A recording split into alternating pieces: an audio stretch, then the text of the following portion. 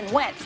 And most importantly, the Bills taking care of the football. Only 3 turnovers so far, their fewest through 6 games in team history. Only the Chiefs have fewer this season. We'll welcome in Bills running back LeSean McCoy, who's taking time out to be with us. LeSean, thank you. So last week, you did it, your first touchdown of the season. You joked you'd forgotten how it felt, but how good did it feel to make your way back into the end zone? Before I start, I got to give thanks to him, man. He saved me last week. I fumbled it, and he got the fumble back for me. So, but I felt good as a team. I think we played well. It got close. We could have put them away early, but, we didn't. We found a way to win. The Bucs are a tough team. The guys up front, they played well. Tyrod kind of carried us, and we got the job done. Were you feeling pressure, LeSean, at that point individually to get back on track? Yeah, for sure. You're used to success, and especially here, the last 2 years, we've been one of the top rushing teams in the NFL. You want to get back to that level. When teams are coming here trying to stop us, we got to do better. Find ways to get the running game going, put some points up and get some yardage up. Well, here's the good news. 6 games in, the Bills stand at 4-2. That's just 1 game behind the Patriots for first place in the AFC East. So make the case for why this Bills team can be the best in your division. You know what? I think it starts with Sean McDermott. He's brought that culture here where he wants to win. We're bringing that team atmosphere where everything we do is based on the team. We're playing together from offense to defense to special teams.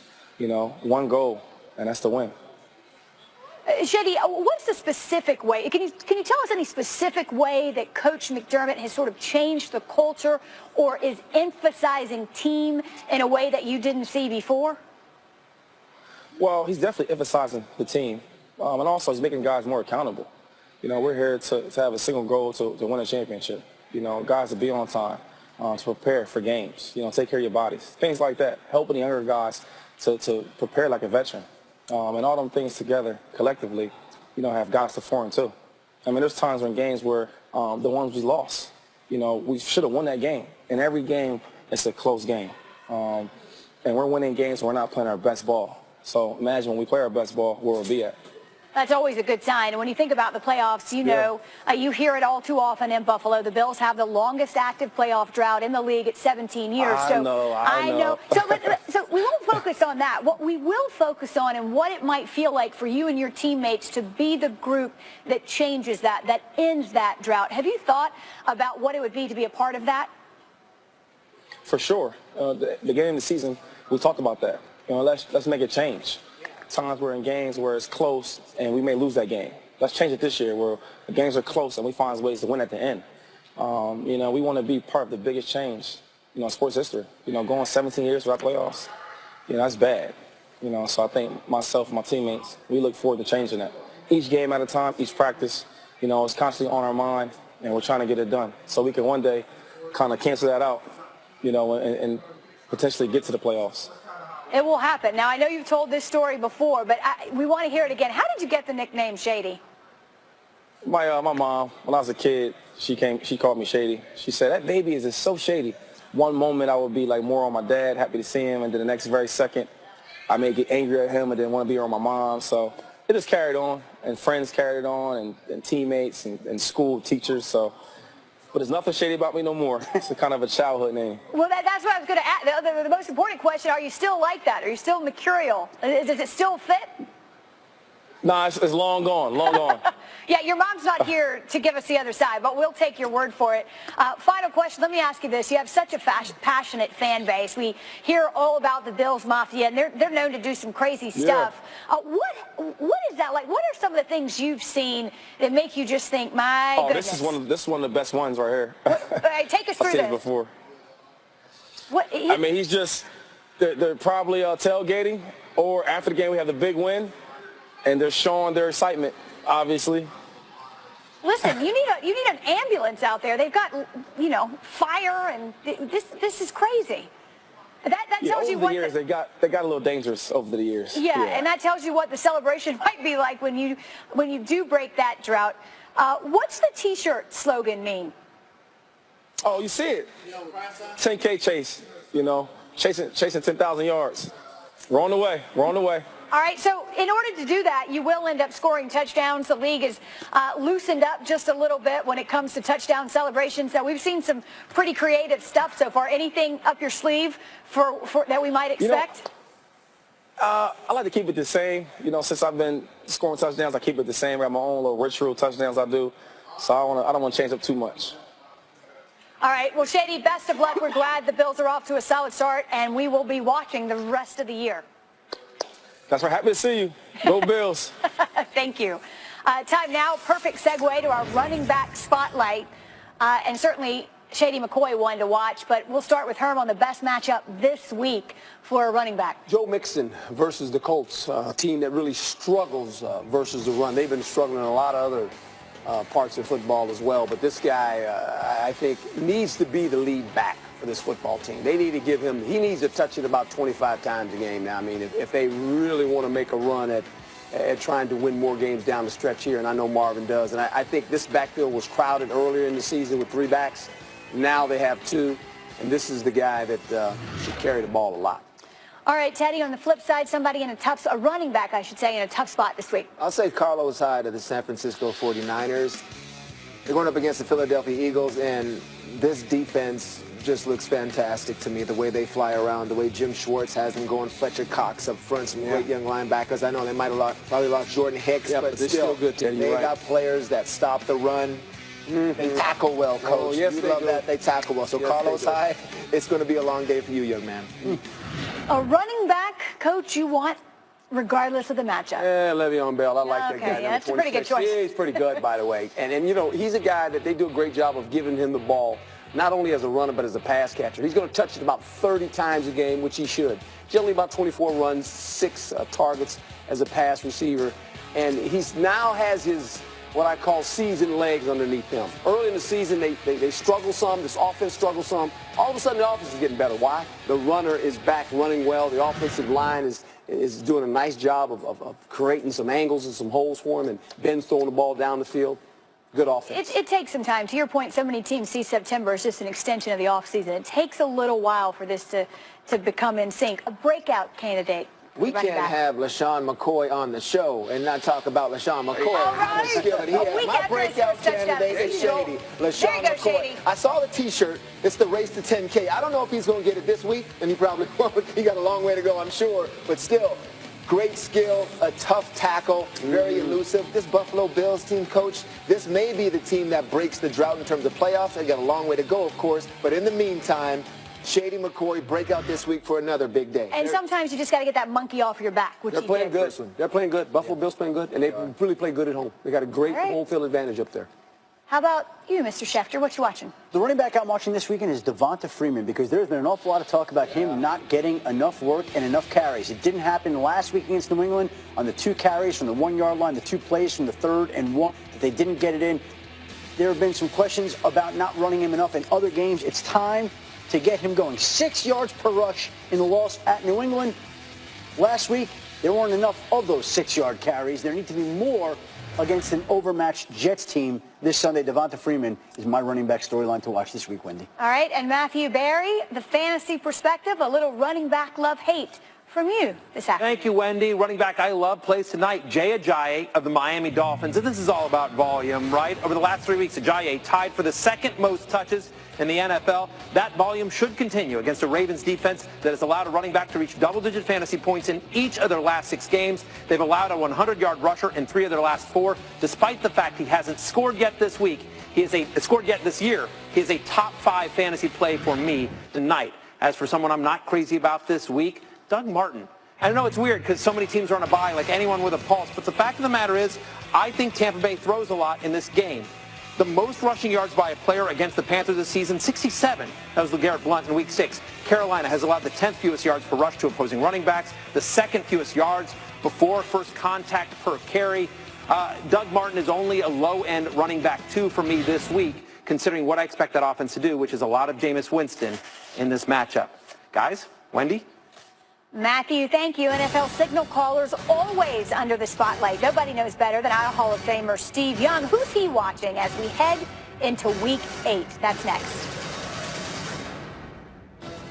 Love, Hate is brought to you by Blue Book. For the injury. Aaron Rodgers still isn't sure whether he'll be able to return to action this season, but the Packers quarterback said Thursday he'll return to town on Monday and confirmed he had screws inserted in his fractured right collarbone during his October 19th surgery. He told this to Conan O'Brien. Walk us through what happened. I know we've all seen the tape, but I want to make you relive this. Yeah, I rolled out to my right, I threw the ball, and I got tackled and kind of slammed on the ground. But I'm good now, 13 screws later, and here I am. Well, perfect time for all Hall of Famers. Steve Young back with our quarterback spotlight. And Steve, let's start with this. The quarterback with the best. Did he say 13 screws? He did, in fact, say 13 screws, which can't feel good. Doesn't seem right. No. That can't be right. No, and that would seem to put the rest of the season in question. Yeah. How about this? The quarterback with the best matchup this week, Steve. Look, I saw Carson Wentz live on Monday. It's substantive. It's not just a flash in the pan. The guy is good, and he's going to get better, and he gets the 49ers at home. I feel like the Philadelphia Eagles and Carson Wentz, what I saw him reading through plays, this is a great matchup for him. I think he's going to find success not only against the teams that he should beat, but even the tougher teams. I like Carson Wentz. I think it's interesting because there are those still arguing that the sample size is too small, but it's interesting to hear that you still see something substantive with this young quarterback. It's built on rock. It's built on not sand. It's built on rock. So, you know, the good stuff that he's doing is real. That's good news for Eagles fans, certainly. How about the quarterback who may struggle this week? I see Deshaun Kaiser. He's got to go to London and play the Vikings without Joe Thomas. I mean, of all the things you could count on in Cleveland, it's now in Joe Thomas you can't. So, to me, number one issue that they've got to deal with is Viking defense, the defensive front, and I don't think it's a great matchup for anybody, but especially the Cleveland Browns. All right, I have not been notified of your change, so I assume it stayed the same. The quarterback you want regardless? Till further notice, Tom Brady is my quarterback you want no matter what. And I mean, honestly, at 40, and he's been tested throughout the season. It's been a rigorous first, almost half of the season. If he doesn't show some sign of age, I'm going to be super disappointed. I mean, come on, Tom. I know, he's making the rest of us look so bad. It's just not fair. How about this, a potential breakout candidate for quarterbacks this week? I think I chose Dak Prescott in Washington. I think that, you've seen there's been some problems at offensive line for the Cowboys. You've seen the struggles. You've seen, the up and down game, the sophomore season that's not been as successful. I think they find, against San Francisco, you saw Zeke get back on track. Now I think Dak gets back on track 100%. Now the Cowboys start to roll. All right, Steve, stay with us. We're going to do that whole quarterback bingo thing again. They keep throwing that at us, so sit tight. Good luck. Yeah, good luck. Adam Schefter, though, first with the quarterback storyline to watch. Wendy, we're going to go with Phillip Rivers, who returns to Foxborough much the same way he did in 2007 when he played the AFC Championship game with a torn ACL. This time he goes up against a Patriot defense that'll be missing Donta Hightower. The Chargers have had 3 straight wins after an 0-4 start. It would be huge if Los Angeles could find a way to steal a win. And if it can, it will be because Phillip Rivers does what he has done on so many Sundays during the course of his NFL career. Phillip Rivers is the quarterback I'm watching, Wendy. Adam, thank you. What about Matthew Berry, the quarterback he's watching? A quarterback you love this week. How about Cam Newton? I don't know. How about Cam Newton? Maybe not loved by the press, but loved by me in fantasy, certainly this week against the Buccaneers squad, allowing 20 fantasy points per game to opposing quarterbacks. Every single QB to face them has had double-digit fantasy points. That includes Mike Glennon. They've allowed top 4 fantasy quarterback finishes to Eli Manning, Case Keenum, Carson Palmer. Part of the problem is Tampa not being able to get pressure. They're dead last in the NFL in pressure percentage. Cam completing over 66% of his passes when he is not under pressure. I have him as a top 6 play this week. All right, and on the flip side, somebody who might struggle. Yeah, Matt Ryan. It's been a tough season for him fantasy-wise and that entire Falcons offense. Look, games on the road where Matt Ryan has traditionally not played as well. And by the way, the Jets defense, better than you might think. 3rd most interceptions on the year. They're allowing opponents to complete passes at the 9th lowest rate in the NFL. 5 of the 6 games Matt Ryan has played this year has been without multiple touchdown passes. Even in a week where you've got 6 teams on a bye, Matt Ryan is merely a QB2 for me. He's outside my top 10. Which is kind of crazy, but it certainly makes sense. Matthew Berry back with more love-hate coming up. Bootleg by Winston, looks downfield, throws a throwback, a wide open receiver at the 5-yard line, make the catch, and it's a touchdown, Tampa Bay. O.J. Howard has 2 catches today for touchdown. He was wide open. Was that the New York Giants defense? Bucs tight end O.J. Howard had himself a nice Week 7, but who should be watching the pass catcher spotlight in Week 8? Straight ahead. Standard Stat is brought to you by Modelo Especial, brewed with a fighting spirit since 1925. We take a look at the Modelo Gold Standard Stat. The Pats have made some moves in the offseason, trading with the Saints to get wideout Brandon Cooks, giving Tom Brady the type of deep threat he hasn't had since Randy Moss, already paying big dividends. Cooks has 16 catches this year on passes 15 or more yards downfield, and good news for the Patriots, that leads the league.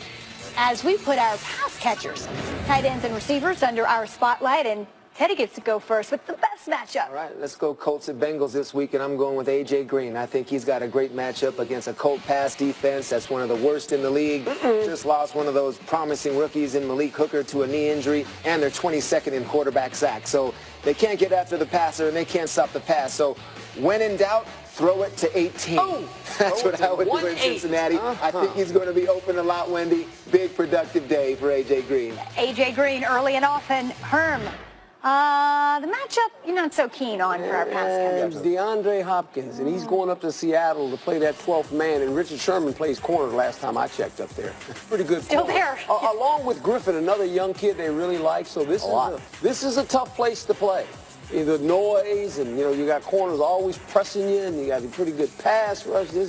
This could not be a good day for these guys. All right. Seattle. Teddy, who you play, where you play, who doesn't, when does it not matter? What pass catcher? I've been watching him for the last few years, and on the field, this guy impresses me with his mentality and the way he plays. It's Jarvis Landry of the Dolphins. It'll be tonight, and the Dolphins know. Just keep throwing it to this guy because he finds a way to get open. He's great after the catch. He's a tough tackle, plays tough, great mentality. It's like a linebacker in that helmet right there playing wide receiver. Tough player. Give me Jarvis Landry. I'll put him in the slot. I'll put him anywhere. Catches behind the line of scrimmage. I'll send him deep in the red area too. Throw him the football. Love watching this kid play. All right, and we get to watch him play early. He's on the field tonight against the Ravens. Herm, who's going to break out, our pass catcher? Travis Kelce. That's right. And they play the Denver Broncos, a no-fly zone. But here's the problem. They struggle versus tight ends. 35 catches this year by tight ends, 410 yards. The 6th worst in the National Football League. So this fly zone has a little bit of a soft spot in it, and it's dealing with tight ends, and this guy is one of the better tight ends in the National Football League. He's going to have to play well, too, if they're going to beat Denver. All right, no fly zone except for that little... Yeah, so a little bit of a... little bit. Yeah, just a blind spot. Yeah, blind spot. Adam Schefter, a pass catcher storyline, if you will. I'm watching Tyreek Hill against the Denver Broncos on Monday Night Football. And I'm watching Tyreek Hill because if you watched him against Denver last year, the first time the two teams played, he caught 9 passes for 52 yards and a touchdown. The second time they played him, he didn't catch a pass, but he ran the football 6 times for 95 yards and a touchdown. So he destroyed the Broncos in the air. He destroyed them on the ground. And now he gets another chance to go up against the Denver Broncos on Monday Night Football. The Chiefs will be a little salty, have some extra time to rest, coming off 10 days of rest after losing Thursday night against the Raiders, now play the Broncos. He threw it, he ran it, maybe he throws it. Yeah. He ran it, he caught it, maybe he throws it. Maybe they'll return for a touchdown. You pick, I pick Kelce, so that means Denver might be in trouble. Well, the way we have it stacked up. How about Matthew Berry? How do you have it stacked up? Well, let's find out, Wendy, and I'll start with, we're talking about this Monday night game. Demaryius Thomas is somebody that I love in that particular game. Look, I know it's been a little bit of an inconsistent season for DT, but the Chiefs have allowed a league-high 13 wide receiver touchdowns this season, including 11 over the last 4 weeks. Emmanuel Sanders, maybe he plays. Even if he does, maybe he's not 100%, so I expect a lot of targets for Thomas, and he's going to run about half of his routes at Terrence Mitchell, right? So Mitchell, in 2017, has been top 2 in the NFL in terms of most receiving yards, most targets, most touchdowns, most fantasy points allowed to opposing wide receivers. Thomas, a top 5 play for me. As for pass catcher, I'm not crazy about this week, Will Fuller. You heard Coach talk about DeAndre Hopkins. I'm also not crazy about Fuller. He's scoring a ton, so you love that, but that scoring rate unsustainable. He doesn't get a ton of targets. Based on where he lines up, he should see about half of his snaps against Richard Sherman, and the Seahawks have allowed just 4 wide receiver touchdowns in the last 9 games dating back to last year. If he's not scoring, Will Fuller, at least based on his usage so far, tough to get fantasy points. He's a risky wide receiver 3 for me this week. Wendy. Buyer beware, Matthew Berry, thank you. Also, beware of the ping pong balls. Every team has one. We'll pick it. Steve Young doesn't know what's coming, and we'll talk quarterbacks, but we don't know who. Stick with us to find out. Hi, my car is making a funny noise.